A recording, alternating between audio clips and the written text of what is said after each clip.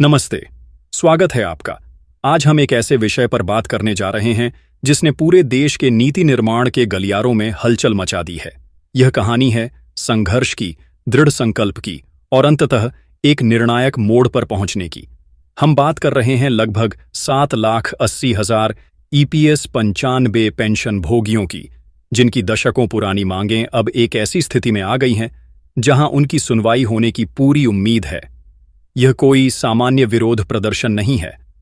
यह उन लाखों वरिष्ठ नागरिकों की भावनाओं, उनकी उम्मीदों और सरकार की प्रतिक्रियाओं की एक जटिल गाथा है। इस पूरी कहानी का केंद्र बिंदु अब सीधे तौर पर प्रधानमंत्री कार्यालय बन गया है। लाखों वरिष्ठ नागरिकों को न केवल भावनात्मक समर्थन मिल रहा है, बल्कि उन्हें भारतीय मजदूर संघ जैसे देश के सबसे बड़े श्रमिक संगठनों और विभिन्न ट्रेड यूनियनों से भी पूर्ण और सक्रिय समर्थन प्राप्त है। विशेषकर चीनी मिल के श्रमिकों का सहयोग इस आंदोलन को एक नई शक्ति और व्यापकता प्रदान कर रहा है। इस मामले की संवेदनशीलता और इसके विशाल पैमाने की विस्तृत जानकारी अब सीधे प्रधानमंत्री कार्यालय के शीर्ष अधिकारियों तक पहुंच चुकी है। पीएमओ के सचिव श्री वादना स्वामी इस मामले की हर बारीकी से पूरी तरह अवगत हो चुके हैं। स्थिति की गंभीरता को समझते हुए और सरकार के पक्ष को स्पष्ट करने के एक असाधारण कदम के तहत उन्होंने हाल ही में एक विशेष प्रेस कॉन्फ्रेंस का आयोजन किया।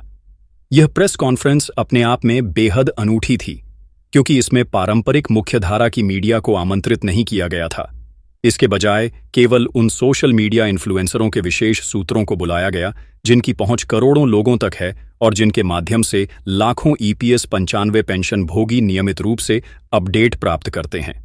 इस रणनीतिक रूप से आयोजित बैठक में श्री वादना स्वामी ने सरकार की ओर से तमाम पहलुओं पर स्थिति को साफ किया और प्रधानमंत्री श्री नरेंद्र मोदी की नीतियों का एक विस्तृत खुलासा किया, जो विशेष रूप से ईपीएस 95 पेंशन भोगियों से संबंधित थीं। उन्होंने इस बात पर प्रकाश डाला कि पेंशनरों की जो 4 सूत्रीय मांगें लंबे समय से लंबित हैं, उन्हें मंजूर करने की दिशा में प्रधानमंत्री नरेंद्र मोदी के स्तर से किस प्रकार की कार्यवाही पहले ही शुरू की जा चुकी है। श्री स्वामी ने बताया कि इस प्रक्रिया को अब अंतिम रूप दिया जा रहा है और इन मांगों को पूरा करने की दिशा में प्रधानमंत्री व्यक्तिगत रूप से क्या कदम उठा रहे हैं, इसका एक खाका प्रस्तुत किया गया है। यह स्पष्ट कर दिया गया है कि प्रधानमंत्री के विशेष सचिव के रूप में श्री अदनान स्वामी ने अब इस मुद्दे पर एक तरह से मोर्चा संभाल लिया है। उन्हें विशेष रूप से प्रधानमंत्री नरेंद्र मोदी द्वारा इस कार्य के लिए नियुक्त किया गया है कि वे मीडिया को, विशेषकर नए युग के डिजिटल मीडिया को, इस संवेदनशील मुद्दे पर सरकार की योजनाओं और कार्यक्रमों के बारे में जानकारी दें। इस नियुक्ति के बाद श्री स्वामी ने ईपीएस 95 पेंशनरों से जुड़े हर पहलू पर, चाहे वह वित्तीय हो, सामाजिक हो या मानवीय, प्रधानमंत्री के स्तर से हो रही प्रगति की जानकारी उन सोशल मीडिया इन्फ्लुएंसरों को दी जिनसे लाखों पेंशन भोगी सीधे जुड़े हुए हैं। श्री अदनान स्वामी ने अपनी ब्रीफिंग में एक एक बात को बड़ी स्पष्टता के साथ रखा और पेंशन भोगियों के मन में उठ रहे हर सवाल का साफ साफ जवाब दिया। उन्होंने यह भी संकेत दिया कि ईपीएस 95 पेंशन की राशि में कितने तक की वृद्धि हो सकती है, इसे कितना और बढ़ाया जा सकता है और सबसे महत्वपूर्ण, यह कब तक बढ़ाया जा सकता है। इस संबंध में एक विस्तृत ब्रीफिंग सोशल मीडिया इन्फ्लुएंसरों के सूत्रों को प्रदान की गई ताकि सही जानकारी पेंशन भोगियों तक पहुंच सके। इसी बीच पेंशन भोगी आंदोलन के सबसे बड़े चेहरे कमांडर अशोक रावत जी के नेतृत्व में आगामी 4 और 5 अगस्त को राष्ट्र की राजधानी दिल्ली के ऐतिहासिक जंतर मंतर पर एक विशाल धरना प्रदर्शन का कार्यक्रम निर्धारित किया गया है। इस आंदोलन की गूंज प्रधानमंत्री कार्यालय तक पूरी शिद्दत से पहुंच रही है। प्रधानमंत्री कार्यालय इस निर्धारित आंदोलन कार्यक्रम की हर छोटी बड़ी जानकारी पर पैनी नजर रखे हुए है। मामले की गंभीरता को देखते हुए एक स्पेशल टास्क फोर्स का गठन किया गया है, जिसका नेतृत्व श्री अदनान स्वामी को ही सौंपा गया है। यह उच्च स्तरीय कमेटी 4 और 5 अगस्त के धरना आंदोलन कार्यक्रम की पूरी रिपोर्ट, जिसमें प्रदर्शनकारियों की संख्या, उनके मुद्दे, उनकी भावनाएं और कार्यक्रम का समग्र प्रभाव शामिल होगा, सीधे प्रधानमंत्री को मुहैया करवाएगी। इस दिशा में श्री अदनान स्वामी के नेतृत्व में गठित कमेटी ने अपना कार्यभार संभालते ही तेजी से काम करना शुरू कर दिया है। अपने कार्यकाल के पहले ही दिन कमेटी ने सोशल मीडिया इन्फ्लुएंसरों के सूत्रों को फिर से ब्रीफ किया और उन्हें यह आश्वासन दिया कि कैसे प्रधानमंत्री नरेंद्र मोदी को इस आंदोलन की पल पल की जानकारी मुहैया कराई जा रही है। उन्होंने बताया कि प्रधानमंत्री स्वयं इस मामले से जुड़ी तमाम फाइलों का गहन मुआयना कर चुके हैं और जो भी शेष कार्य हैं उन्हें शीघ्रता से पूर्ण करने की प्रक्रिया में है।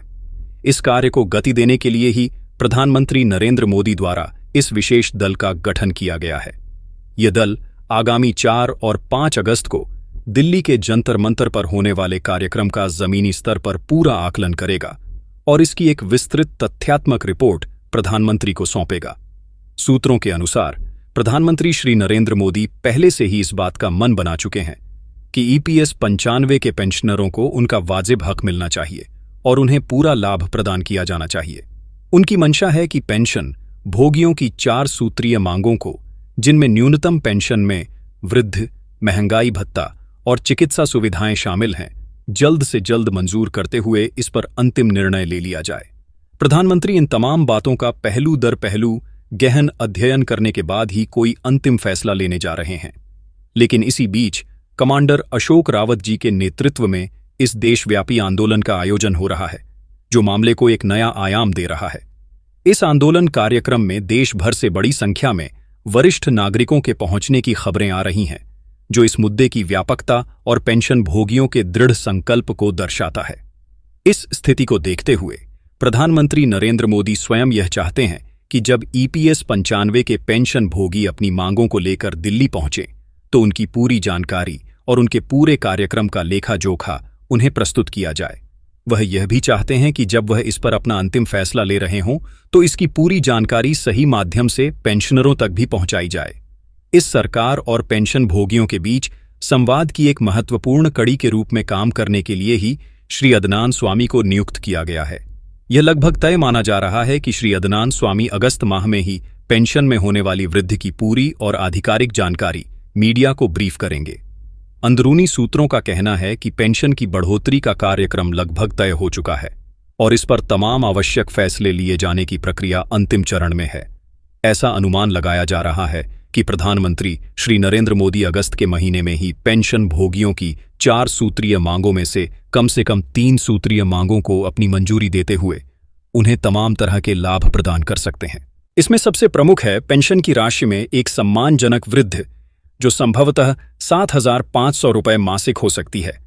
इसके साथ ही पेंशन भोगियों को अन्य प्रकार की सारी सुविधाएं भी मुहैया कराई जा सकती हैं, जैसे कि महंगाई भत्ते, डीए का महत्वपूर्ण प्रावधान, जो बढ़ती महंगाई से निपटने में उनकी मदद करेगा। इसके अतिरिक्त मेडिकल सुविधाओं में पति या पत्नी को भी शामिल करने वाली नियमावली को मंजूरी दी जा सकती है, जो लाखों परिवारों के लिए एक बड़ी राहत होगी।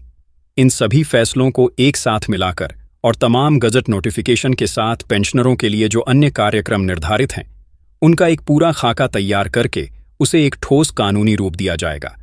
यह कानून देश के सभी 28 राज्यों और केंद्र शासित प्रदेशों पर एक समान रूप से प्रभावी किया जाएगा, ताकि किसी भी पेंशन भोगी को उसके अधिकार से वंचित न किया जा सके। एक बार जब यह एक कानून का रूप ले लेगा तो प्रत्येक माह पेंशन की राशि सीधे लाभार्थियों के खाते में डीबीटी, डायरेक्ट बेनिफिट ट्रांसफर, के माध्यम से पहुंचनी शुरू हो जाएगी, जिससे पूरी प्रक्रिया पारदर्शी और भ्रष्टाचार मुक्त हो जाएगी। इसी विराट कार्य को सफलतापूर्वक संपन्न करने के लिए प्रधानमंत्री नरेंद्र मोदी ने अपने विशेष सचिव श्री अदनान स्वामी को यह बड़ी और महत्वपूर्ण जिम्मेदारी सौंपने का काम किया है। उम्मीद की जा रही है कि श्री अदनान स्वामी इस जिम्मेदारी का पूरी निष्ठा से निर्वहन करेंगे और देश के लाखों पेंशनरों को उनका प्रतीक्षित लाभ प्रदान करने में महत्वपूर्ण भूमिका निभाएंगे। यह समझना भी महत्वपूर्ण है कि यह सब फैसला किसी अचानक दबाव में नहीं लिया जा रहा है, बल्कि यह पहले से पूर्व निर्धारित कार्यक्रम के दायरे में ही है। सरकार के स्तर पर यह सब कार्यक्रम पहले ही तय कर लिए गए थे और अब केवल प्रधानमंत्री की औपचारिक सहमति ही बाकी है, जो संबंधित फाइलों पर उनके हस्ताक्षर के साथ ही अंतिम रूप में प्रकाशित हो जाएगी। पहले गजट नोटिफिकेशन को प्रकाशित करने की सारी जिम्मेदारी कैबिनेट सचिव श्री टी.वी. सोमनाथन की अकेले की मानी जा रही थी, लेकिन अब इस महत्वपूर्ण कार्य में श्री अदनान स्वामी को भी एक बड़ी जिम्मेदारी सौंपी गई है, जिसमें वह श्री सोमनाथन का भरपूर सहयोग करेंगे। अब श्री टी.वी. सोमनाथन और श्री अदनान स्वामी के कंधों पर संयुक्त रूप से गजट नोटिफिकेशन की सारी जवाबदेही सौंप दी गई है और यह सारा काम अगस्त माह में ही पूरा होना है।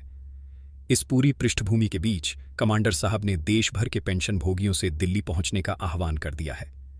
कमांडर साहब के एक आह्वान पर देश के कोने कोने से पेंशन भोगियों की टीमें, जीवन के कई बसंत देख चुके वरिष्ठ नागरिकों के समूह आज दिल्ली के जंतर मंतर के लिए प्रस्थान कर चुके हैं। कल ही बिहार के पटना के ऐतिहासिक गांधी मैदान में एक बड़ी मीटिंग हुई थी, जिसमें यह तय किया गया था कि बिहार से बड़ी संख्या में पेंशन भोगी दिल्ली पहुंचकर कमांडर अशोक रावत द्वारा आह्वान किए गए तमाम कार्यक्रमों में पूरी सक्रियता से हिस्सा लेंगे। इसी तरह देश के अलग अलग राज्यों, चाहे वह महाराष्ट्र हो, केरल हो, पंजाब हो या पश्चिम बंगाल, हर जगह से वरिष्ठ नागरिक अपनी मांगों की आवाज बुलंद करने के लिए दिल्ली पहुंच रहे हैं। और इसी गहमागहमी के बीच प्रधानमंत्री का यह बड़ा फैसला सामने आ रहा है, जिसमें प्रधानमंत्री नरेंद्र मोदी ने श्री अदनान स्वामी के नेतृत्व में गठित कमेटी को यह स्पष्ट निर्देश जारी कर दिया है कि आप तमाम पहलुओं को ध्यान में रखते हुए जल्द से जल्द गजट नोटिफिकेशन तैयार करवाकर पेंशन वृद्धि की कार्यवाही को सुनिश्चित करने का काम करें। आने वाले कुछ दिन, विशेषकर 4 और 5 अगस्त, न केवल इन 7,80,000 पेंशन भोगियों के लिए बल्कि पूरे देश के लिए अत्यंत महत्वपूर्ण होने वाले हैं, जो यह तय करेंगे कि अपने जीवन की सांझ में खड़ी इन वरिष्ठ नागरिकों को सम्मानजनक जीवन जीने का अधिकार मिलता है या उनका संघर्ष अभी और लंबा चलेगा। पूरा देश अपनी निगाहें दिल्ली पर टिकाए हुए है, एक ऐतिहासिक फैसले की प्रतीक्षा में।